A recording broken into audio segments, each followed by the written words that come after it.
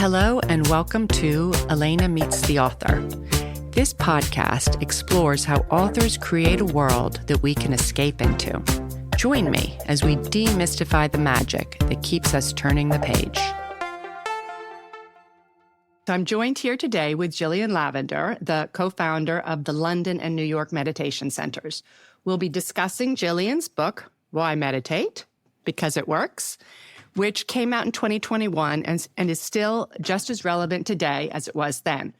I first met Jillian about 15 years ago when I took her 4-day Introduction to Meditation course in London, where I was living at the time. Meditation has changed my life. I know that when I am meditating, and I definitely have lapse periods, but when I am meditating, I'm a nicer, calmer, more aware human being.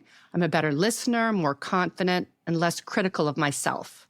I'm not saying I'm some Zen goddess. That would be impossible, but I'm an improved version of myself.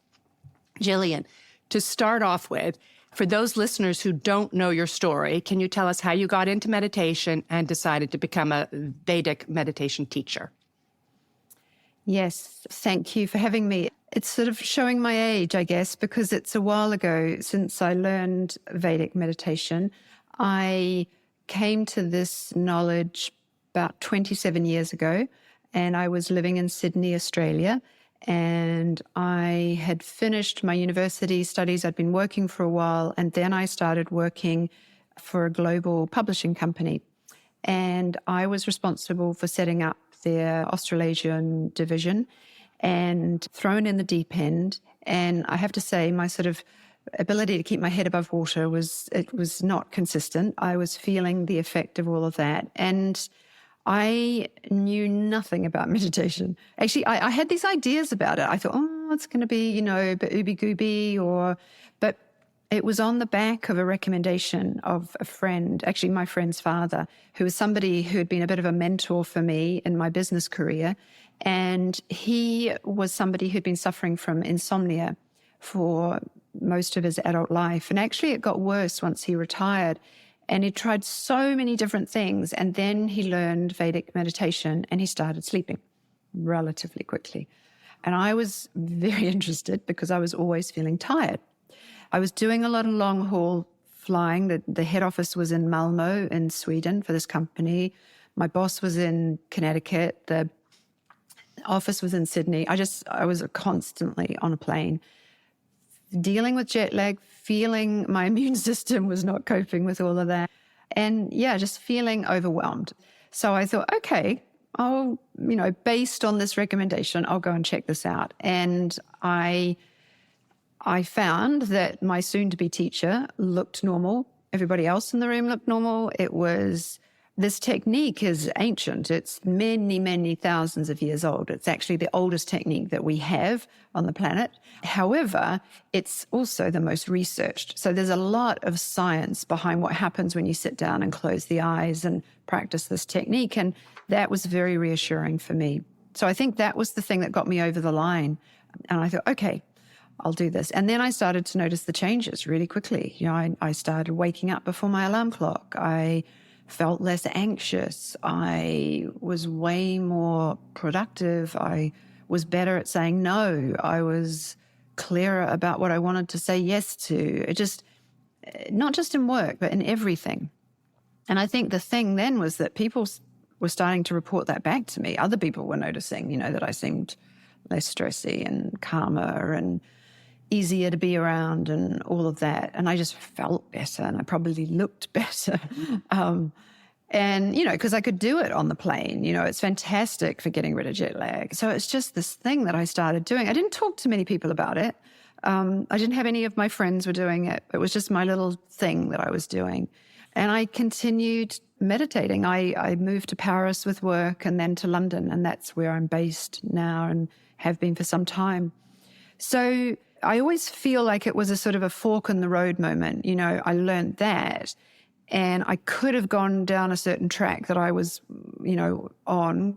However, it shifted things. And then I kind of got to a point with my business career that I was like, I'm actually not enjoying this so much. There were certain parts of it, the people part I loved, But I decided I needed to step out of that for a bit. I didn't know what I wanted to do. And like many Kiwis, I think we have this tendency just to put a backpack on and go traveling, which is what I did for a bit. And that's when I met up with my meditation teacher who'd moved back to Arizona. He was American, is American. And so I ended up training to be a Vedic meditation teacher, which was a big right-hand turn compared to what I'd been doing. And I spent about a year and a half doing that. And then in 2003, I came back to London and started teaching. So I've now been teaching for over 2 decades, this technique. Fantastic. In your book, you debunk some of the popular myths about meditation. In brief, can you tell us what those are? I think that, and it's part of why I wrote the book, more and more people know about meditation, which is fantastic. And with that comes more confusion and more things that are out there that are called meditation that really don't meet the bar. The thing that I hear time and time again is, oh, I couldn't do that. I couldn't sit down and stop my thinking. I couldn't shut down the thoughts. My mind is crazy busy. How could I just wouldn't be able to focus. I wouldn't be able to control my mind in that way. So that's a big one. And in fact, that's not what we want to do. I think another one is I don't have time to meditate. And that was an issue for me. When I first went along and heard that, oh, Vedic meditation is a practice that we do twice a day, 20 minutes in the morning and 20 minutes in the late afternoon, early evening. I was like, what? How is that going to happen? Although, what I found was that I actually had more time. I was more focused. I was more productive. I didn't have to read that sentence about 5 times before it sunk in. I was able to let go of stuff that shouldn't be on my to-do list. It really changed my relationship to time. And so those are 2 biggies. I think there are other things, people think, oh God, then I'd have to stop drinking wine, or I'd have to change my diet, or I'd have to, which is actually no, you just sit down, close your eyes, do the technique. And there is no rule book that we throw at you when you learn to meditate that now I've got to eat this and I can't have this, and just get on with your life. And change will happen, but not in a prescriptive way, not in, oh, now that you're a meditator, you've got to do this. So those are some of the big things. I think also there are some hangovers in terms of, oh, is this a belief system? Do I have to kind of sign up for something a philosophy, or is it have a religious side to it, which it doesn't? We teach people from all walks of life, all faiths, there's no requirement to believe in something. You don't even need to believe in the technique, if it's going to work. It's not faith-based in any way. Those are some of the big things that stand out. Great. And can you tell us briefly the general positive effects meditating can have on people's lives? Yes, it's a long, long list, and it affects every aspect of our mental and physical functioning. And that has a consequence, as you alluded to, in terms of how we are with other people. And the thing that underpins this is that in this technique, when you sit down for 20 minutes, you're resting your nervous system many, many times deeper than sleep. So it is very efficient, unprecedented level of rest. And when you're resting your system in that way, then your body can rebalance and it can heal and it can purify rapidly. And that's the thing that really delivers so many changes in terms of how we are functioning in our body, but also in terms of our brain functioning. That deep rest means that we can release tiredness and we can release stress. It means that we're not undermining our immune system, and we know how important that is over recent years. We know that stress is an immunosuppressant. What we know is that in Vedic meditation, the meditator is moving away from fight-flight reactivity, hyper-excitation in the nervous system and in the bloodstream. So cortisol levels are going down and norepinephrine is reducing from the adrenals, but the body is starting to normalize dopamine. The serotonin levels are going up. The body's moving to a more alkaline state. So just biochemically, it's changing. And that means that we are going to be more resilient. We're going to have a big impact in terms of the aging process. This is something that we can get a bit hooked into how many birthdays we've had. But actually, it's not a very effective means of looking at how somebody is aging. And when we look at the effect of Vedic meditation on biological aging, which is where we look at a number of key markers, we can see that long-term practitioners are aging more slowly. There was one study where they'd been meditating for 5 years plus, and they had a biological age which was on average about 12 years less than the matched control group. So a significant impact in terms of the way that the body is breaking down. So more resilience to disease, more balance, more longevity, moving in that direction of longevity. And then what's happening in the mind or the brain, we see a different brain signature when somebody sits down and practices this technique. So it's really lighting up that front part of the brain, increase oxygen flow to the brain, full stop, but particularly that front part of the brain, which is the prefrontal cortex. And that's that higher executive processing center. We call it the CEO of the brain. And we want that to be firing. And when you're tired and when you're stressed, an interesting study that was done on American college students, and it put them under high degrees of stress and they were very fatigued. And what they saw was that prefrontal cortex just goes offline. We get into the limbic system and the old part of the brain, which is not what you want to be driving your decision making.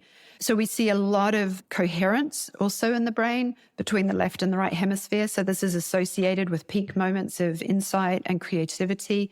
So really changing the brain, rewiring the brain. And the interesting thing about this is that our brains are malleable. We have this function of neuroplasticity. What you do with your brain changes it. And we know this from learning a musical instrument or learning a second language. You're asking those interneuronal connections to form and expanding that dendritic web. And that's what we see in Vedic meditators. So there is a longer term effect of this. There's a normalization and optimization, and that stabilizes over time. So how does that play out? Well, improvements in memory, improvements in learning ability, concentration and focus. We have these big brains. It's a question of, are we using them? So this is another big area that really distinguishes this technique too from other things that are out there. And again, this is part of why I wrote the book. Not all meditations are the same. We can talk about meditation, but they're not all delivering the same psychophysiological change that I've just been describing. So we need to get a little bit more granular and actually understand, be a little bit tighter in terms of our understanding of this. But so, yeah, we're clearer, we're more alert, and we're not in the grip of the emotional imbalance that comes from being stressed. High levels of anxiety, overreactivity, aggressiveness, irritation, sadness, all of those things that are flavors of stress.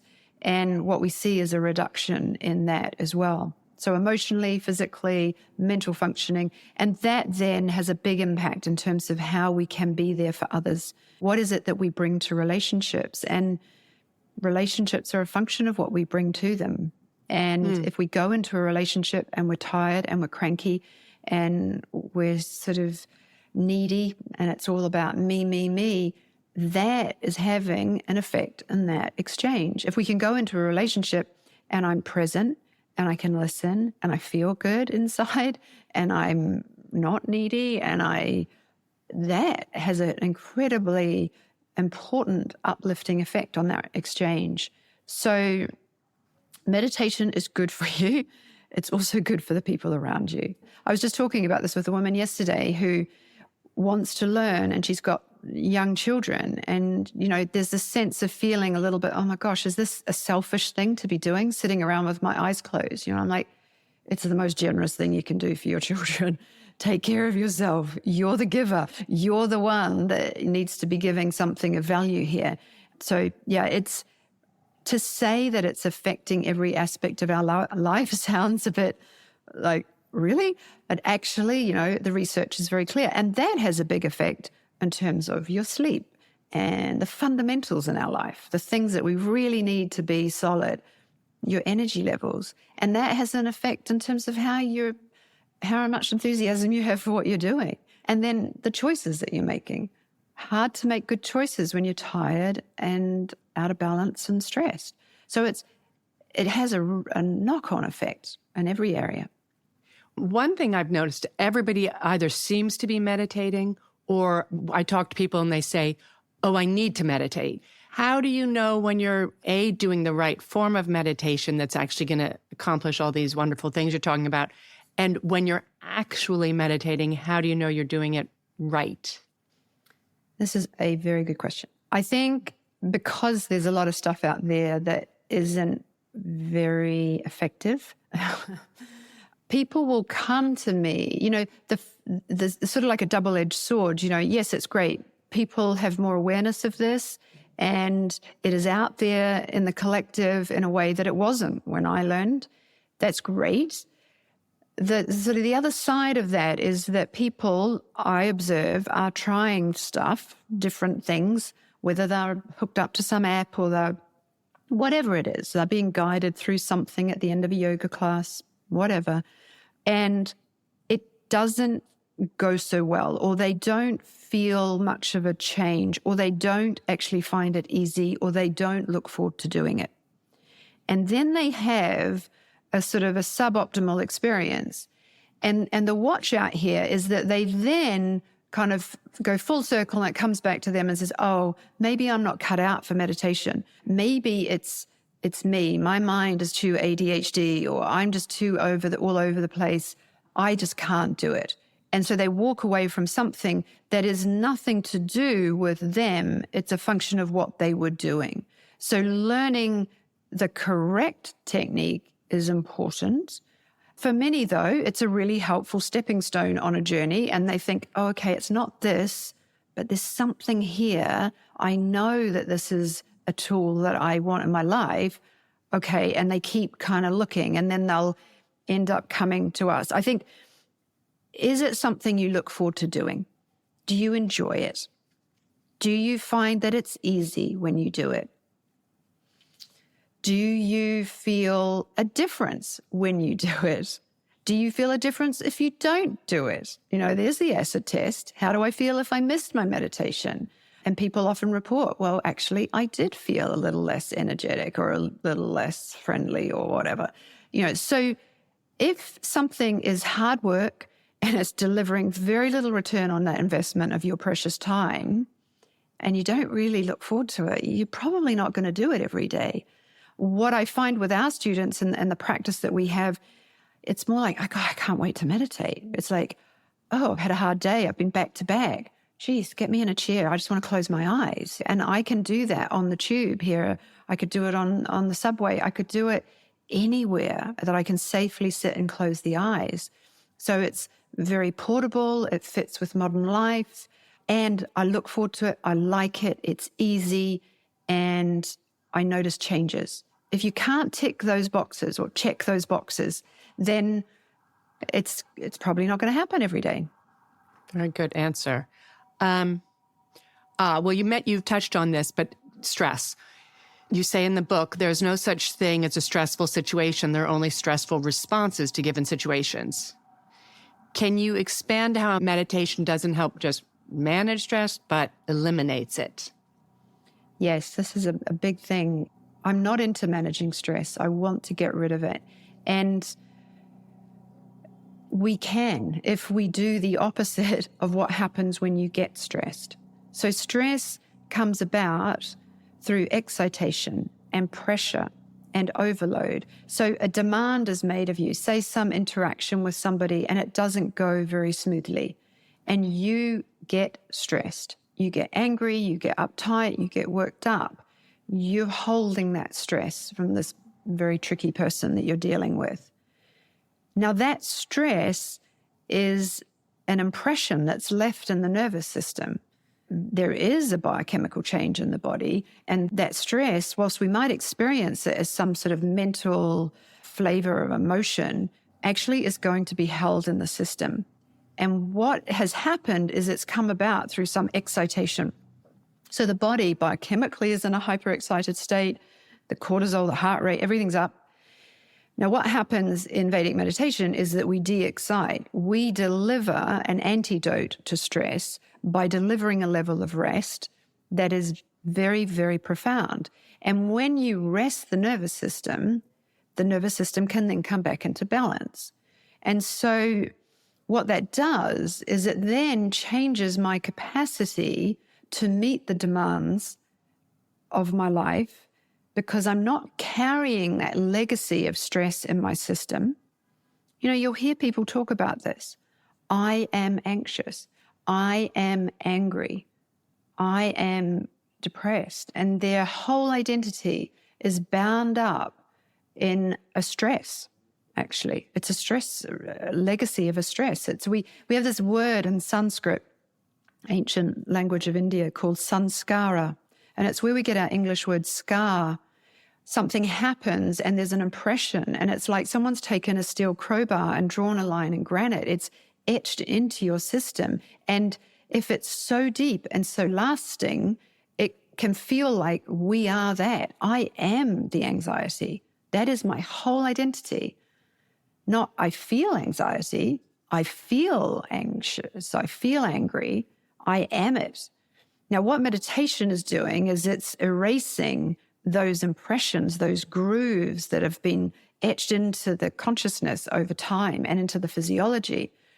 And so, you know, we start to lighten the load. We lose stress faster than we're gaining it. And that puts us way ahead of the game. So then when I go into those next demands in my life in a demanding situation, because situations can be very challenging. They can be very demanding. To say, oh, you know, there's no such thing as a stressful situation doesn't mean that we don't have to deal with tough stuff. Of course we do. Of course we do. This is a very challenging world that we live in. So how am I able to meet those demands? Am I able to adapt? Am I able to be flexible? Am I able to maintain some equanimity? Or am I going to get thrown for a loop, and am I going to get stressed?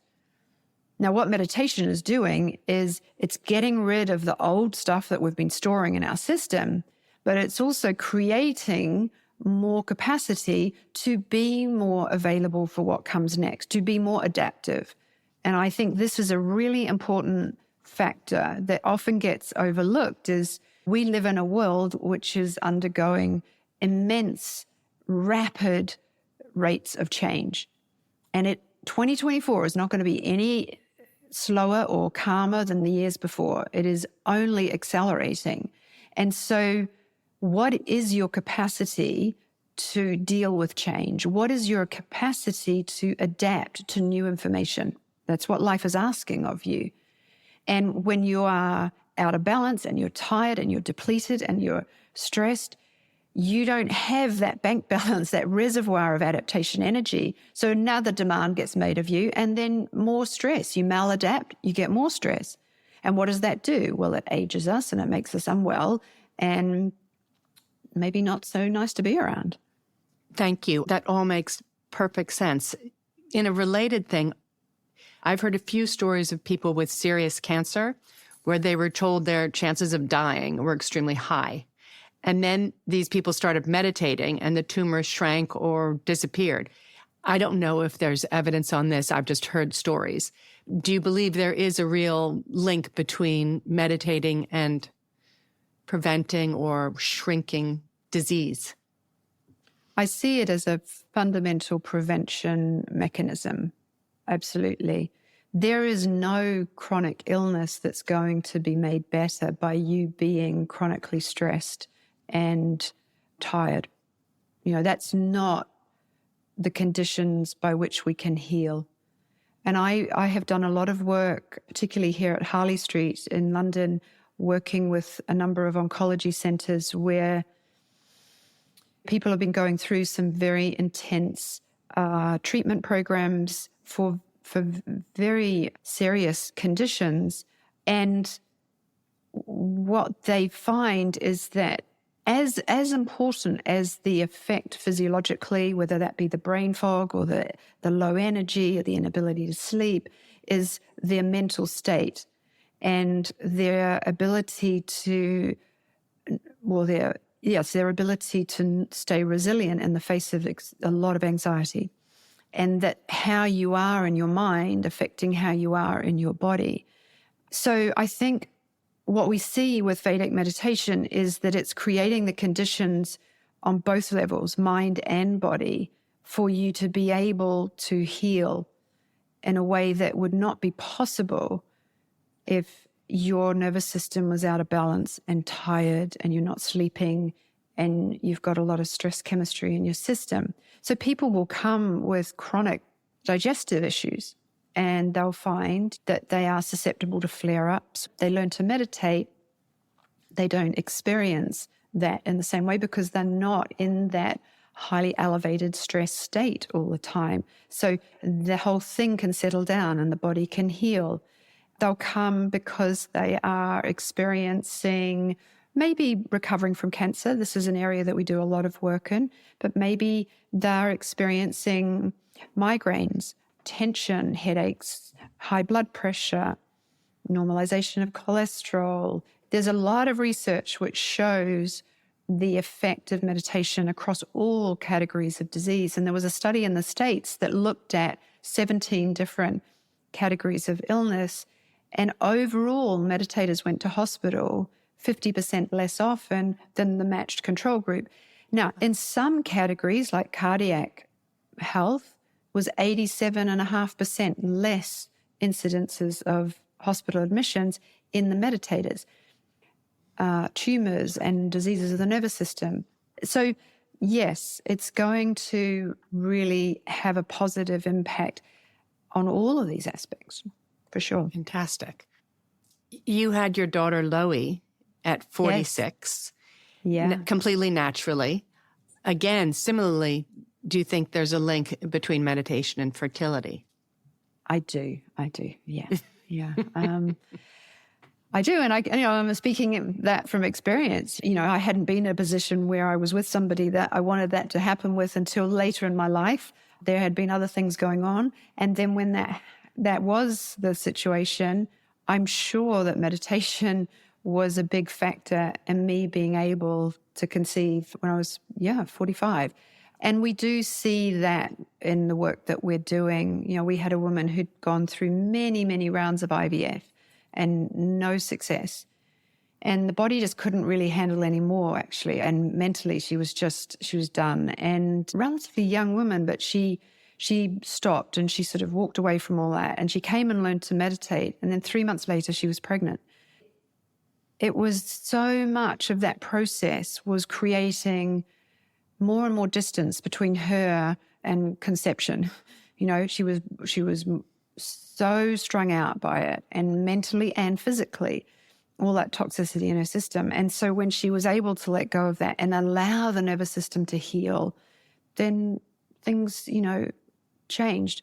So I think, again, if this is an area that somebody is looking to improve upon or support themselves with, having the tools in the toolkit that keep you balanced and keep you well and keep you avoiding a situation where you're in the grip of stress and tension is incredibly important. There's no particular research paper that I know of that points directly to the effect of Vedic meditation and fertility outcomes. However, in the work that we do, we see the impact of this all the time. And again, it's like other chronic conditions. If there's some imbalance there or there's something that is getting in the way at an emotional level or at a physical level, it cannot be improved by being more tired and more stressed. Exactly.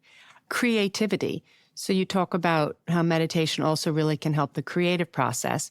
I'd love if you can talk about that, but also in terms of your book, did you find it helped writing the book?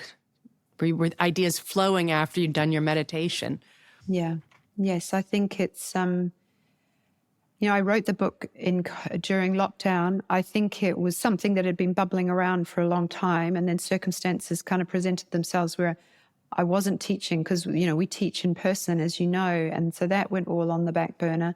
And so then it was like, okay, where's the outlet for all of these ideas? And I have a lot of ideas. What am I going to do? And it was time, and the publisher said, come on, let's go.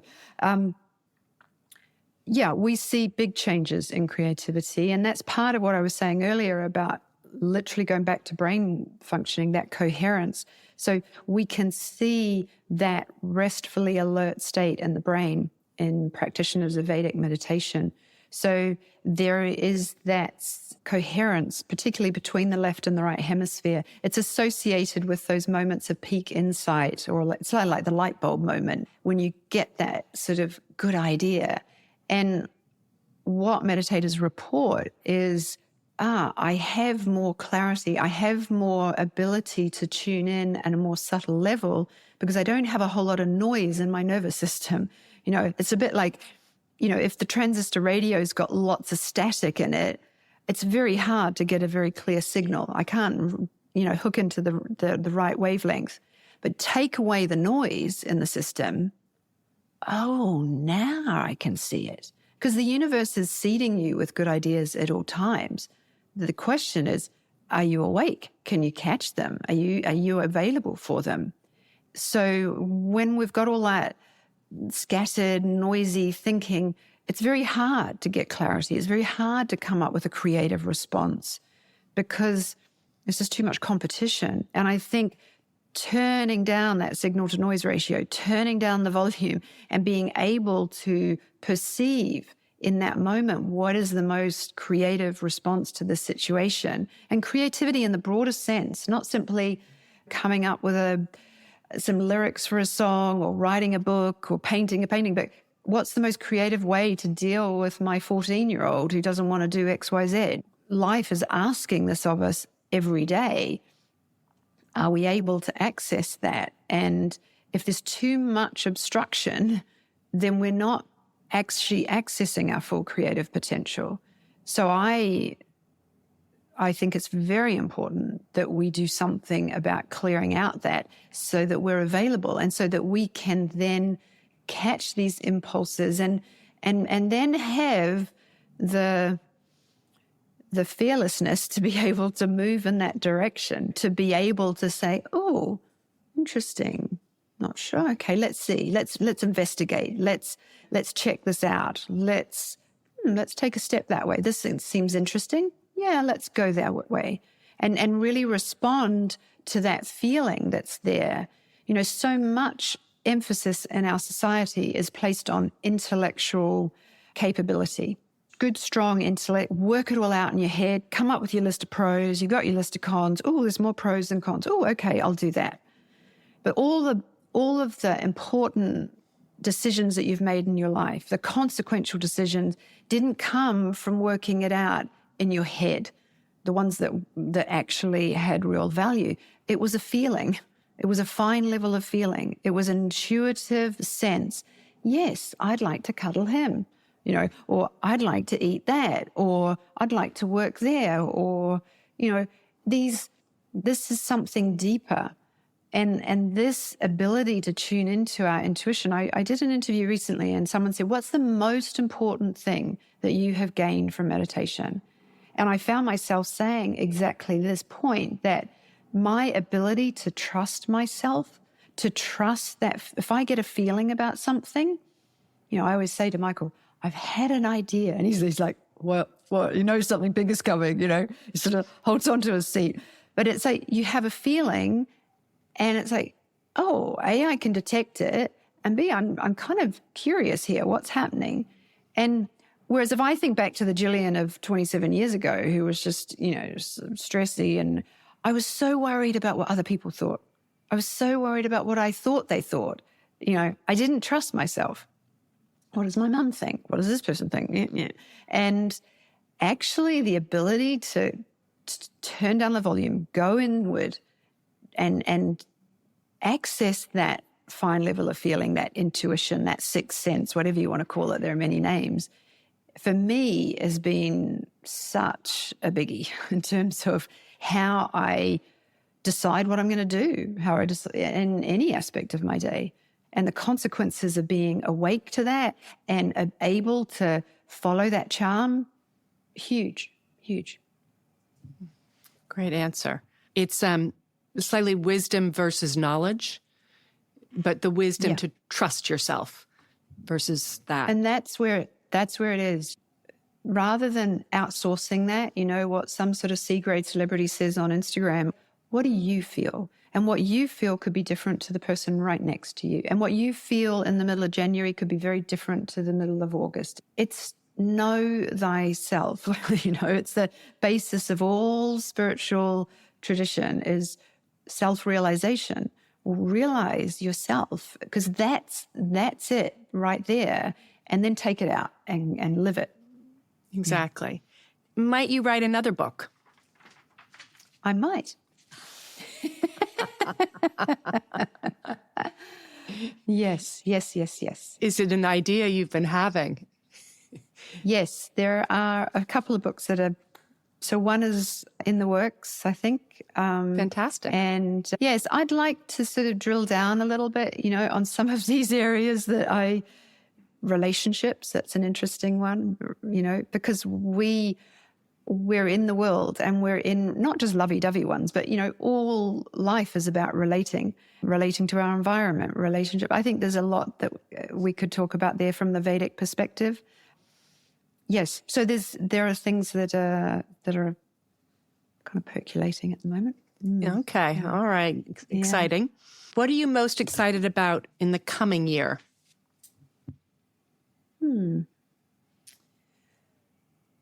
That little project that we've been talking about, that's something that I'm very interested in. I've been teaching for a long time now. I've been teaching for 21 years. And I started a course yesterday. The course has 4 days. I teach and I teach and I teach. And that is incredibly fulfilling for me to see somebody changing and to see that potential of what that's opening up for them. And how am I able to continue to develop as a teacher and bring more knowledge out to people? And so what I'm very interested in is how to bring that out. We do that in different ways. We have retreats and our students will come. We've just done a retreat at Broughton Estate in the Yorkshire Dales, and I'm doing one in Portugal at the beautiful Casa Fizeta, and we're taking a group to Rishikesh on the banks of the Ganga in India. And so those environments allow us to go deeper, but we're also developing other forums, other courses that people can get more advanced knowledge. And we've just done one of those last weekend, actually, and it was all about enlivening bliss. And it was a new sort of step up for us, and I'm really interested in doing more of that. And that's particularly targeted at our existing meditation community, because I feel that the demand is there. What happens when people learn meditation is that they start experiencing things kind of like through a different lens. You clear off all the muck and you actually see things differently, and that opens up the capacity to perhaps challenge some of the things that you might have been very attached to, or areas of your life that are no longer sustainable, have passed the use-by date. And I think that invites in an opportunity for some new knowledge, new software. The hardware's upgrading, but am I still running 1984 software on this new upgraded physiology and psychophysiology? And I think I'm excited to do a little bit more in that area. Fantastic. And our daughter Loie, she's 10, she's going off to high school, all of that. That's exciting. I missed one word, but maybe it'll be fine. Was it enlivenedness? When you said the current meditators, you had the retreat. Enlivening bliss. And bliss. Bliss, enlivening bliss, which is our true nature. But we lose connection with that. And so much of our world is dominated by so much struggle and so much suffering. And so how do we enliven that baseline? So that's what we've been doing some work on, and that was very interesting, and people really enjoying that very much. Yeah. Fantastic. My final question, what advice would you give your younger self?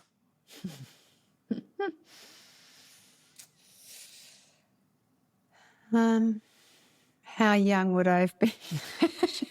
I think it's always an interesting exercise, how far back would I have gone? Yeah, I think it's an interesting one. You have to balance that sense in your life that everything's happened for a reason.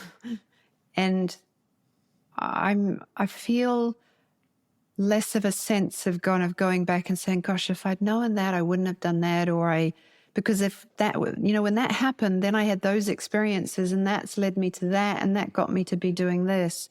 And I think often we can be quite hard on ourselves in terms of, oh, geez, if I just had known this or I hadn't done that. When actually everything that you've done, you did from a place that was your best in that moment and it shapes you to who you are now. I could say, oh, gosh, I wish I'd learned to meditate earlier. Or, yeah, I guess there's something in there for me about trusting myself. And I think I was very much looking externally for the answers, and I was less capable of trusting myself, for sure. But less, it was sort of, oh, what does everybody else think? And my message to my younger self would be, actually, you just quieten down and just sit with this and go inside a little bit and not to rush, not to feel like, oh God, I need to have this all worked out in the next 24 hours.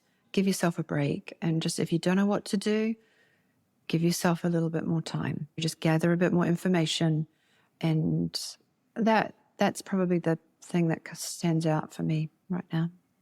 Fantastic. Well, thank you so much. This was really, really interesting. Such a pleasure. And fun. Very fun. And so I'm so impressed by the work you're doing. And I think to bring these conversations out in a way, and from your perspective, somebody who's doing this and has had experiences of doing it and then maybe not, and just noticing through the different sort of areas of your life, the impact of this, and then being able to share that, it makes it so much more real and accessible. And I think that's what we all need, Yeah, I really have enjoyed that. Thank you. Thank you for listening to this episode. I hope it was enlightening, and that if you're not already a meditator, that you'll consider becoming one. It works. I promise. Eventually. You can find out more about Jillian and Michael's meditation offerings in the episode description. That's it for today. I'll be back in 2 weeks with author Dawn Tripp, whose book, Jackie, I Could Not Put Down. Please let me know what you're reading and loving. My contact details are on Instagram. See you later.